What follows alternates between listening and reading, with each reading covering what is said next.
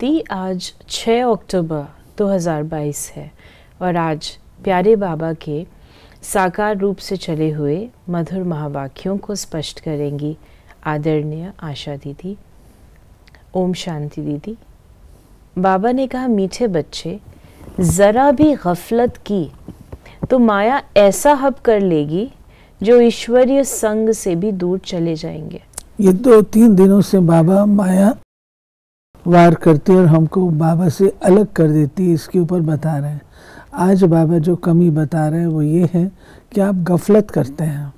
जब हम गफलत करते हैं, नादानी करते हैं और जान पता भी है उसके बाद गलती करते हैं तो वो तो गड़बड़ है, फिर माया तो हराएगी। इसलिए अपनी संभाल करो, खबरदार रहो। प्रश्न है, ये ईश्वरीय क्लास में बैठने का कायदा कौन सा है? इस ईश्वरीय क्लास में बैठने का कायदा कौन सा है? इस क्लास में वही बैठ सकता है जिसने बाप को यथार्थ पहचाना है। यहाँ बैठने वालों की अव्यभिचारी याद चाहिए। अगर यहाँ बैठे औरों को याद करते रहे तो वो वायुमंडल को खराब करते हैं। ये भी बहुत बड़ी डिससर्विस है। यहाँ के कायदे कड़े होने के कारण तुम्हारी वृद्धि कम होती है। तुम्हारी? यहाँ के कायदे कम होने के कारण तुम्हारी वृद्धि कम होती है। हमारे कायदे अधिक हैं। संस्था की वृद्धि। हाँ, हमारे कायदे अधिक हैं क्योंकि देखिए अराजकता से सारा स्ट्रक्चर सिस्टम सब कुछ टूट गया और जब तक उसको रीसेट नहीं किया जाएगा तो रीसेट करने तो कुछ तो कायदे लाने पड़ेंगे ना। तो जब कायदे लाते हैं तो लोग उन कायदों पर चलना उनको मुश्किल लगता है, इसलिए फिर कम होती है संख्या। कई लोग कहते हैं अगर बाबा पवित्रता की बात को हटा दे तो लाखों आ जाए, अगर बाबा खान पान की छुट्टी दे दे तो यहाँ पे हज़ारों आ जाए। लेकिन बाबा कहते हैं कि मुझे चाहिए नहीं, मुझे तो चाहिए वो बच्चे जो कि लायक, जो कि हीरो के व्यापारी बने। सब्जी तो सभी लोग लेते हैं, हीरे का व्यापार कोई कोई करता है, इसे मुझे हीरे वाले चाहिए। दूसरा प्रश्न है, किस एक बात से बच्चों की अवस्था का पता पड़ता है? उत्तर, इस रोगी भोगी दुनिया में कभी कोई पेपर आता है और रोने लगते हैं तो अवस्था का पता पड़ जाता है। तुम्हें रोने की मना है। बाबा कहते हैं कि कोई घटना घटी, परिस्थिति आई जो अपनी शक्ति से बाहर है, सहन नहीं कर सकते हैं तो आंखों से आंसू आते हैं, वो बाबा को कतई पसंद नहीं है। इसलिए बाबा तो तुमको रोना नहीं है। गीत है, मुखड़ा देख ले प्राणी। ये किसने कहा प्राणी अथवा आत्मा? कहते हैं ना इनके प्राण निकल गए तो आत्मा निकल गई ना, तो प्राण आत्मा को कहेंगे न कि शरीर को। बाप आत्माओं से पूछते हैं, पाप आत्मा हो व पुण्य आत्मा हो, सभी अपने को पतित तो मानते हैं। तो बाप कहते हैं कि अपनी आत्मा से पूछो कि हमने कौन कौन से पाप किए हैं, कब किए हैं। पाप आत्मा तो सभी हैं, परंतु नंबरवार तो होते ही हैं। तो नंबर 1 पुण्य आत्मा कौन है, नंबर 1 पाप आत्मा कौन है? भारत पावन था, अब पतित है। ये प्राणी जो मुखड़ा देख ले प्राणी, कौन सा मुखड़ा? ये वाला नहीं, देह वाला नहीं, परंतु आत्मा का मुखड़ा। वो देखो जरा दर्पण में। जैसे नारद जी वैसे तो बहुत बंठन करके गए लक्ष्मी जी को वरने के लिए, लेकिन लक्ष्मी जी ने उनके अंदर का मुखड़ा देखा। उन्होंने कहा जाओ देखो तो सही तुम्हारी सीरत कैसी है। तो जब उन्होंने देखी तो वो बंदर जैसी नजर आई। तो ऐसे ही बाबा कहते हैं अपना मुखड़ा ज्ञान के दर्पण में देखो, क्या है, कितने पाप और कितने पुण्य किए हैं आपने। कहते हैं सर्वगुण संपन्न 16 कला संपूर्ण तो पुण्य आत्मा ठहरे ना, फिर कहते हैं अहिंसा परमो धर्म, तो वो अहिंसक भी थे। हिंसा के दो अर्थ हैं। हिंसा माना किसका घात करना, मारना। घात भी दो प्रकार का होता है, एक काम कटारी से मारना, दूसरा किसको क्रोध से मारना, ये भी हिंसा है। बाबा ने कहा, कहते न मुझ निर्गुण हारे में कोई गुण नहीं, तो नंबर वार होते हैं, परंतु है पाप आत्मा। तो जब बाप आता है तो बाप को पहचानना चाहिए। कहते हैं परम पिता, तो उनको कोई पिता नहीं, वो सबका पिता है, वो सबका टीचर है। परम माना सुप्रीम, सुप्रीम, तो सुप्रीम के ऊपर तो कोई नहीं होता। बाबा ने कहा, यहाँ तुम बच्चों की अभी है एक मत, वहां एक घर में है अनेक मत। बाप गणेश को याद करेगा तो बच्चा हनुमान को, तो अनेक मत हो गई ना। ये स्वाभाविक है, जिसमें भावना होती है वो उसको ही याद करता है। बाबा ने कहा, भक्ति की भी जंजीरें हैं, ये समझते थोड़ी हैं कि हम पतित हैं। पतितों को पावन बनाने वाला एक बाप है। तुम एक सत्य बाप को मानते हो और सत्संग में जाओ तो कोई मना नहीं करेंगे। यहाँ तो बिल्कुल मना की जाती है। जब तक बाप को नहीं जाना तब तक क्लास में नहीं बैठ सकते, क्योंकि जब तक याद नहीं तब तक लायक नहीं। माया नालायक बना देती है।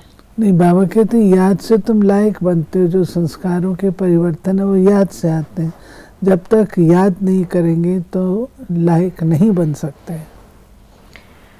बाबा ने कहा कि भल याद पूरी ठहरती नहीं है, क्योंकि माया बुद्धि योग तोड़ देती है। फिर भी बाप तुम्हें बुद्धि योग लगाना सिखलाते हैं, अंत में तुम्हारी याद ठहर जाएगी। बहुत काल से हमारी बुद्धि भटकने वाली बुद्धि रही है, तो बाबा पर एकाग्र होने में उसको टाइम लगता है। तो बाबा कहते चिंता नहीं करो, वो तुम्हारी बुद्धि एकाग्र अंत में हो जाएगी। तब अंत के लिए गायन है, अति इंद्रिय सुख पूछना हो तो गोप गोपियों से पूछो। ये संस्था इसलिए वृद्धि को नहीं पाती क्योंकि यहाँ के कायदे कड़े हैं। जब तक बाप को नहीं जाना है तब तक क्लास में बैठ नहीं सकते, क्योंकि यहाँ अव्यभिचारी याद चाहिए।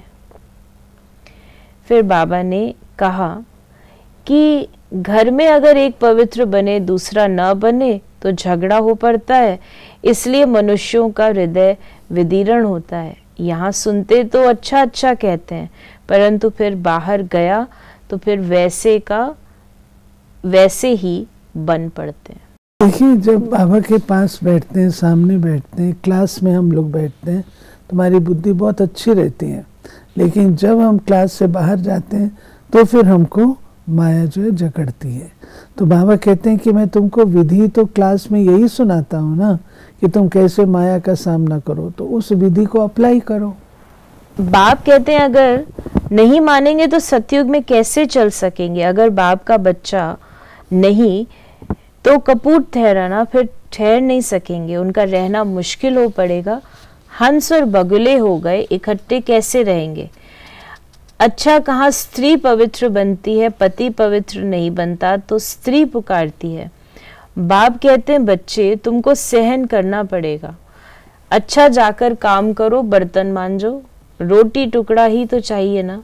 विकार में जाने से तो बर्तन मांजना अच्छा है। ये बाबा उनकी, और ऐसा किया भी है, ऐसा बांधेलियों ने किया भी है, तो आखिर तो जीत पाई ना उन्होंने। सतयुग में कोई रोता नहीं, तो तुमको यहाँ भी रोने का हुक्म नहीं है। रोते हो गोया अवस्था की कमी है। जब बाप 21 जन्मों की बादशाही देते हैं, फिर रोने की क्या दरकार है, परंतु ये भूल जाते हो। फिर बाबा ने हम बच्चों को कहा कि बेहद का बाप कहते हैं जो मेरी श्रीमत पर चलता है वही मेरा सपूत बच्चा है। जैसे गवर्नमेंट ऑर्डिनेंस निकालती है, ऐसे ये पांडव गवर्नमेंट भी ऑर्डिनेंस निकालती है कि पवित्र बनेंगे तो पवित्र दुनिया के मालिक बनेंगे। क्योंकि शिव बाबा पवित्र दुनिया की रचना कर रहे हैं, जिसको सतयुगी दुनिया कहा जाता है, स्वर्ग कहा जाता है, निर्विकारी दुनिया कहा जाता है। तो निर्विकारी दुनिया में जिसको चलना है तो उसके लिए ऑर्डिनेंस है कि पवित्र और योगी बनना है।